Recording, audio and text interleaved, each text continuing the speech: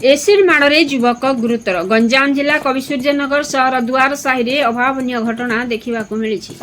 निशाक्त युवक उपरकू एसिड माड़ कर जड़े महिला घटना बुड़ूदास नामक युवक गुरुतर होती। तेज एसिड माड़र प्रकृत कारण अस्पष्ट रही बेले बुड़ू निशासक्त अवस्था महिला बारंडार शोता समय महिला जनक एसिड माड़ करते फल बुड़ू मुह आखि पाख पोड़ जाइए। गुरुतर अवस्था प्रथम कविसूर्यनगर गोष्ठी स्वास्थ्य केन्द्र में भर्ती कर प्राथमिक चिकित्सा पर ब्रह्मपुर स्थित एमकेसीजी मेडिकल को स्थानांतर कर गुरुतर कविसूर्यनगर थाना अभियोग कर सूचना मिली। कृष्णचंद्र सामंतराय रिपोर्ट मसीहा न्यूज।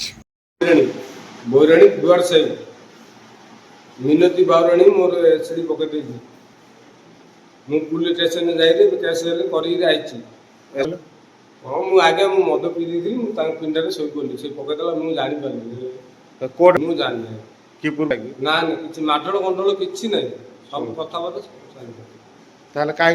किए पकड़े मुझे आगे मुझे कहीपर कौन आखिरा फुटी